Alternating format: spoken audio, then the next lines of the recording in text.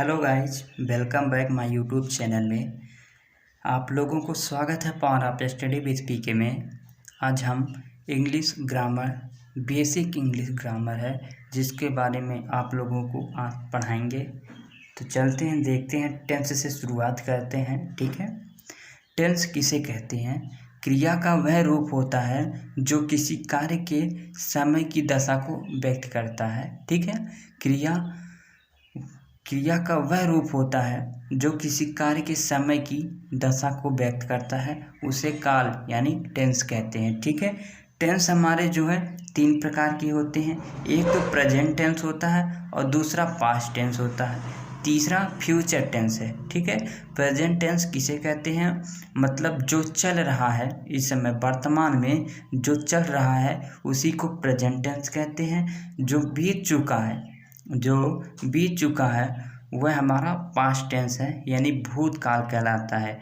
जैसे हमने खाना खाया था, ठीक है। हमने खाना खाया था, मतलब इसके पहले हमने, प्रेजेंट के पहले हमने खाना खाया था, ठीक है। अब इस समय दूसरा कोई काम कर रहे हैं, ठीक। उसके बाद आता है फ्यूचर टेंस, जो आने वाला है, ठीक है। मैं पढ़ने जाऊंगा, ठीक है। मैं पढ़ने जाऊंगा, अभी गया नहीं हूँ, जाने वाला हूँ, ठीक है। जाऊंगा तब वह फ्यूचर टेंस में हो जाएगा हमारा, ठीक है। जौन है प्रत्येक टेंस के 4 भाग होते हैं। कितने? 4 भाग होते हैं। अब ये इंडेफिनिट टेंस, कंटीन्यूअस टेंस और perfect tense, perfect continuous tense, ये हमारे 4 हैं। तो ये जो है प्रत्येक टेंस के 4 भाग होंगे, ठीक है। जैसे प्रेजेंट टेंस है तो प्रेजेंट इंडेफिनिट टेंस हो जाएगा, उसके बाद प्रेजेंट कंटीन्यूअस टेंस, उसके बाद present perfect tense, present perfect continuous tense, उसके बाद यही क्रिया पास्ट में चलेगी। तो पास्ट में क्या हो जाएगा? Past indefinite tense, past continuous tense, past perfect tense, past perfect continuous tense. फिर फ्यूचर में ही चलेगा, future indefinite tense, continuous tense, perfect tense, उसके बाद फ्यूचर परफेक्ट कंटीन्यूअस टेंस। यही प्रक्रिया हमारी चलती रहेगी। इस प्रकार से टेंस की परिभाषा हमने देख लिया। क्रिया का वह रूप होता है जो किसी कार्य के समय की दशा को व्यक्त करता है, उसे काल कहते हैं। टेंस के 3 भाग होते हैं, प्रेजेंट, पास्ट, फ्यूचर, और प्रत्येक टेंस के 4 भाग होते हैं, indefinite, continuous, perfect, perfect continuous. अब इसी प्रकार से प्रत्येक टेंस के जो यानी इंडेफिनिट, कंटीन्यूअस, इन सब के टेंस के 4 सेंटेंस बनते हैं, ठीक है। वैसे तो 3 होते हैं, लेकिन जैसे अफर्मेटिव हो गया, नेगेटिव हो गया, इंट्रोगेटिव हो गया, ये 3 सेंटेंस बनाए जाते हैं। लेकिन एक सेंटेंस और बन जाता है इंट्रोगेटिव प्लस नेगेटिव वाला, ठीक है। इस तरह से हमारे 4 सेंटेंस बनते हैं कुल, ठीक है। अब चलते हैं, देखते हैं प्रेजेंट इंडेफिनिट टेंस के बारे में। ये रहा हमारा प्रेजेंट इंडेफिनिट टेंस, जिसे हिंदी में अनिश्चित वर्तमान काल कहते हैं, ठीक है। प्रेजेंट इंडेफिनिट टेंस की पहचान क्या है? हिंदी वाक्यों के अंत में ता है, ती है, ते है, ता हूँ, ती हूँ आदि शब्द आते हैं तथा कार्य जो रहता है वह वर्तमान समय में होता है, ठीक है। जैसे मैं आपको पढ़ाता हूँ, ठीक है। तो हमने पहचान क्या बताया? ता है, ती है।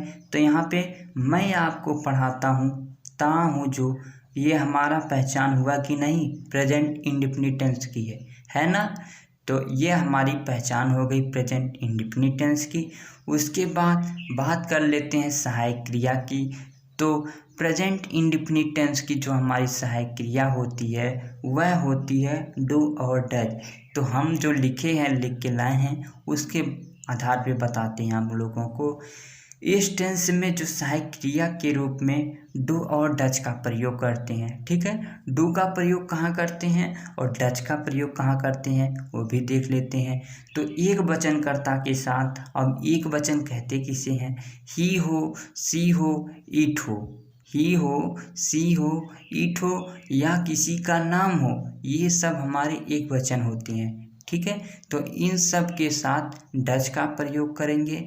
और बहुवचनकर्ता के साथ बहुवचनकर्ता अब हमारे पास कौन है, आई हो गया, वी, दे, यू, ये चारों हमारे जो हैं बहुवचन आते हैं। ये अगर ये हमारा आ गया तो इसके साथ डू का प्रयोग करते हैं। ठीक है, डू और डज का प्रयोग साधारण वाक्य में यानी अफर्मेटिव सेंटेंस में नहीं करते हैं, बल्कि इसका जो प्रयोग होता है वह इंट्रोगेटिव और निगेटिव यानी नकारात्मक और प्रश्नवाचक वाक्य में किया जाता है। ठीक है, जो है अफर्मेटिव सेंटेंस में सहायक क्रिया के स्थान पे मुख्य क्रिया का प्रयोग करते हैं। ठीक है, यहाँ पे देख लेते हैं मुख्य क्रिया हमारे पास क्या क्या है।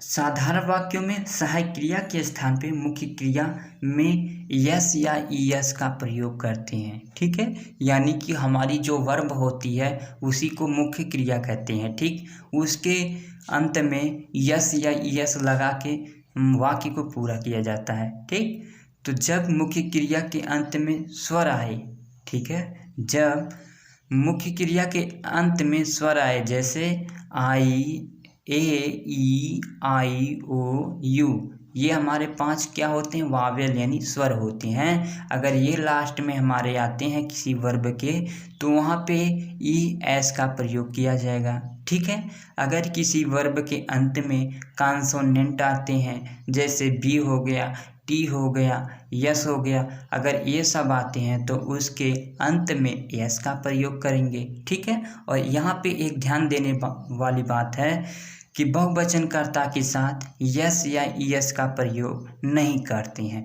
ठीक है, यहाँ पे हमने लिखा है, जैसे एग्जाम्पल के तौर पे गो के ये हमारी एक वर्ब है जिसके अंत में वावेल आया है तो ईएस का हमने प्रयोग किया है। ठीक है, और ये हमारा कॉन्सोनेंट है और टी हमारा एक व्यंजन है। ठीक है, जिसके लास्ट में हमने एस लगाया। और हमने अभी नियम भी आपको बताया है, जब किसी वर्ब के अंत में स्वर आए तो उसमें एस का प्रयोग करते हैं, यदि कॉन्सोनेंट आता है तो एस का प्रयोग करते हैं।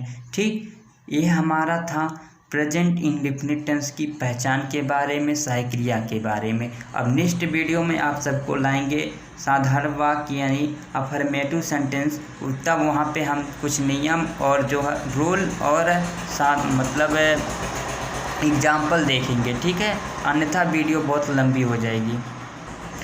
अगर वीडियो आप लोगों ने लाइक नहीं किया तो लाइक करिएगा, चैनल को सब्सक्राइब कर लीजिए, बेल आइकन को दबा लीजिए, जिससे नोटिफिकेशन आपके पास जल्दी से जल्द आप ही के पास पहुँचे। और ज़्यादा से ज़्यादा अपने दोस्तों तक शेयर करिए। मिलते हैं नेक्स्ट पार्ट में, तब तक के लिए गुड बाय।